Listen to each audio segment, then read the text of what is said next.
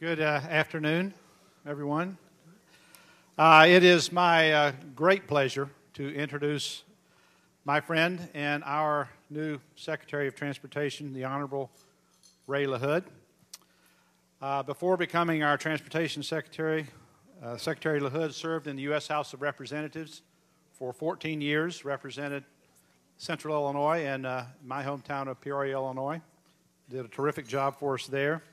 During his time in the House, Ray served as on the House Transportation and Infrastructure Committees, as well as the House Appropriations Committee. This expertise and the experience that he gained there is indispensable in his role as our nation's top infrastructure and transportation secretary. It'll be particularly important now as he considers the new highway bill and how to address our infrastructure needs. The energy infrastructure we need and the competitiveness we need are heavily influenced by the work done by our Department of Transportation. Secretary Lahood understands the issues and the importance of creating the right policy environment to allow business to grow and to thrive. And in these times of very intense partisan debate, Secretary Lahood is the only Republican in this administration. He demonstrated many times during his career in the House that bipartisan solutions can be the right solutions for our country. Ray, welcome to the podium.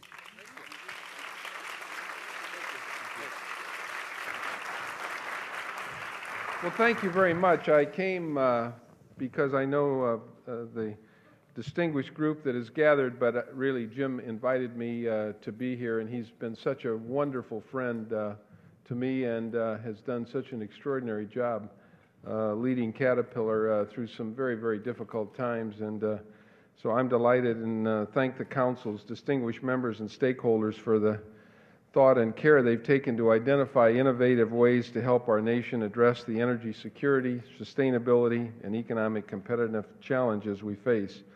And at the President Obama's Department of Transportation, we are committed to ensuring that transportation is a part of the solution. The transportation sector currently accounts for just under a third of U.S. greenhouse gas emissions, more than half of nitrogen oxide emissions, and almost 3/4 of petroleum consumption. We need to change that profile, and soon, by making transportation sustainable. Making transportation sustainable is not the work of a day, and we cannot go it alone. And that's really why I'm here today. Congress needs to pass comprehensive clean energy and climate legislation. We also will work with Congress to pass a transformational surface transportation reauthorization that focuses on reducing carbon emissions and reducing our dependence on oil. This will give the transportation sector the flexibility to work out the best combination of new technologies, new energy sources, and better operating procedures to efficiently and effectively reduce emissions while meeting the transportation needs for all Americans. Meanwhile, as we work with Congress on these important efforts, our department is engaged on this issue on several fronts, alongside other federal departments and the White House. As you may know, in July and August, car dealers around the country saw an extraordinary surge in sales thanks to what's known as the Cash for Clunkers program. This program was wildly successful. Nearly 700,000 cars were rung up in sales, boosting consumer spending for the third quarter. That was 700,000 cars sold in less than 30 days. And importantly, the CARS program generated a 60% improvement in fuel economy based on the vehicles traded in. Looking ahead, EPA Administrator Lisa Jackson and I have announced a proposed rule aggressively setting new fuel economy and greenhouse gas emission standards for cars and light trucks. And I can tell you that this is an unprecedented agreement between the EPA and the Department of Transportation.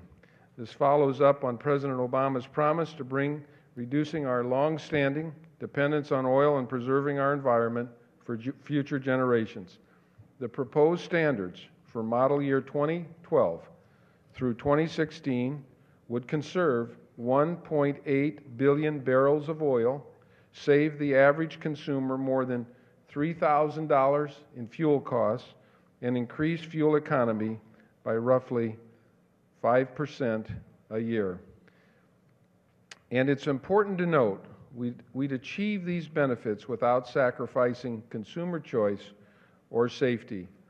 I met this morning with the president of North America Toyota, and I asked him if the automobile industry had any heartburn about the standards that really now are in place. And he said, absolutely not. On the day the president announced this agreement between EPA and DOT, every CEO of car manufacturers, foreign and domestic, were in the Rose Garden because they were there knowing that a standard had been set and that they could achieve that standard, and it would be consistent all over the country, no waivers for any other states. We believe it is important, and this is a very historic step towards efficient, clean energy future for our country. An as equally important challenge we face is reducing the energy required to move people and goods around the country while also improving mobility, safety, and efficiency. We're tackling this in several ways. On the consumer side, we've teamed up with HUD and EPA to create a sustainable partnership that will better coordinate and direct federal investments in transportation, housing, improved air quality, and water infrastructure around the country. This is essential for ensuring that Americans have more transportation options, affordable housing choices near transit, and greater access to jobs, education, health care, and other vital services. This approach will undoubtedly help to reduce our carbon footprint and control urban sprawl. At the same time, through the American Reinvestment and Recovery Act, and with Congress's help, we've revitalized Amtrak and are making historic investments in new high-speed passenger rail, intercity passenger rail service in key corridors around the country. There is $8 billion in the Economic Recovery Plan for the development of high-speed passenger rail in America. More passenger rail service is coming to America. In addition, for the first time in DOT history, we're making $1.5 billion in Recovery Act funds available for creative, intermodal projects that promote livability and sustainability in cities and towns across America. Hundreds of innovative proposals are under consideration right now at DOT.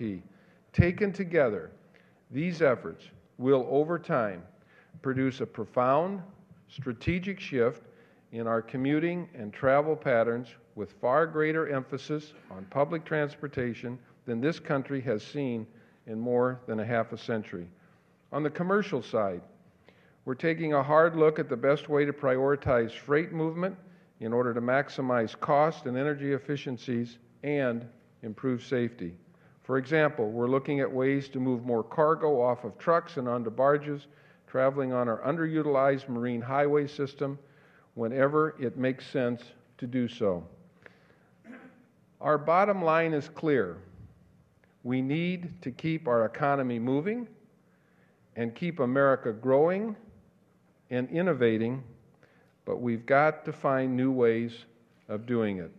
We need to make the changes and investments in our transportation infrastructure that will put us firmly in control of our destiny, especially when it comes to energy.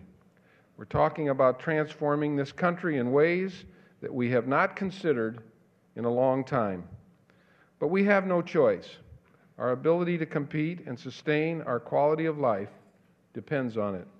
Working with Congress and working with all of you, I'm confident we can achieve our goals. I thank you for the opportunity to sound off on a few of the issues that we're dealing with, and I believe now we will take some questions from Eleanor Cliff and have a discussion here. Thank you very much.